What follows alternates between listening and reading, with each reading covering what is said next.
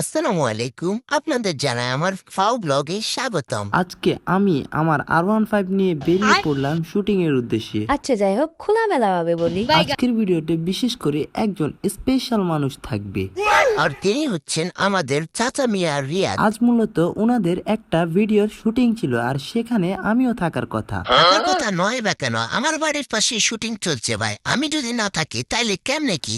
আচ্ছা যাই হোক, প্রথমত আমি স্কুল থেকে এক বিষয় করেই চলে এলাম, কারণ বুঝতেই তো পারতেছেন এখানে থাকতে হবে আমাদের। আচ্ছা যাই হোক, মোটামুটি চরের দিকে আসলে নিজের কাছে একটা শান্তি অনুভব হয়। আজকের আকাশটা ভাই একবারে অস্থির লেভেলের। আর এই বাড়িটা তো আপনারা দেখে চিনতে পারছেন এটা কার বাড়ি।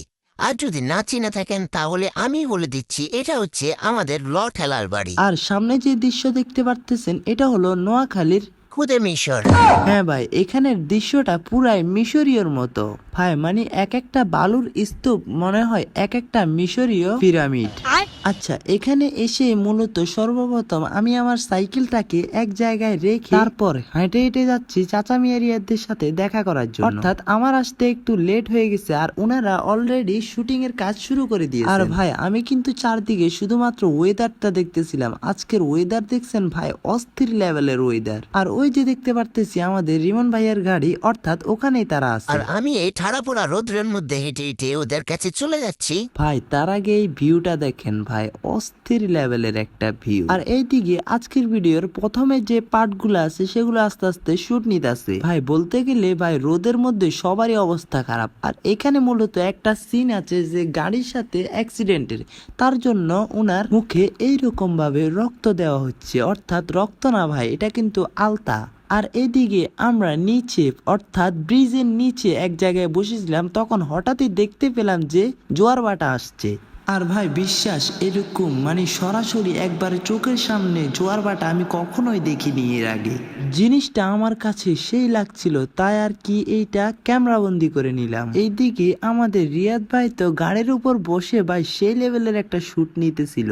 আর ভাই সত্যি বলতে ফাহিম ভাইয়ের দৌড়টা সেই লাগতেছিল। আচ্ছা, ওই জায়গার সিনটা শেষ, আর এখন এখানে এসে সবাই তার সবার মানে ড্রেস আপ চেঞ্জ করছে, অর্থাৎ এখানে সিন শুরু হবে। আর আমাদের রিয়াদ ভাইয়ের সেরা মানে পৃথিবীর সেরা বডি দেখে তো আমি অবাক। ভাই এরকম বডি বিল্ডার আমি আগে কখনোই দেখি নাই।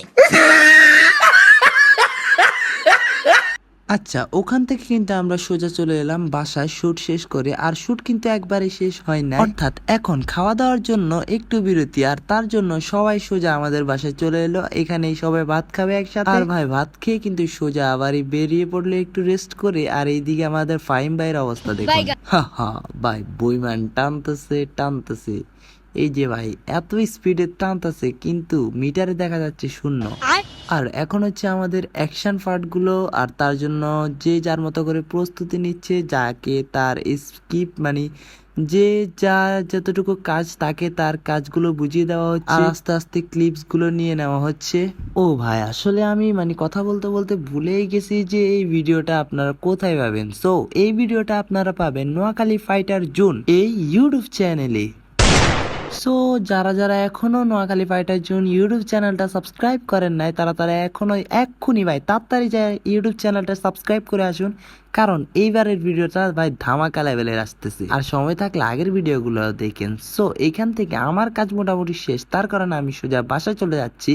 ভাই বিকেল তো হয়ে গেছে, এখন হচ্ছে যে 5-8 আছে। আর যদি 5-8 না যায় সারা বারাবারে কেলানি দিব। সো আজকের ভিডিওটা এই পর্যন্ত। সবার কাছ থেকে ভিডিওটা কেমন লাগছে অবশ্যই কিন্তু কমেন্টে জানাবেন। আর ভিডিওটা ভালো লাগলে লাইক শেয়ার এন্ড সাবস্ক্রাইব আর একটা কমেন্ট করে যাবেন। টাটা।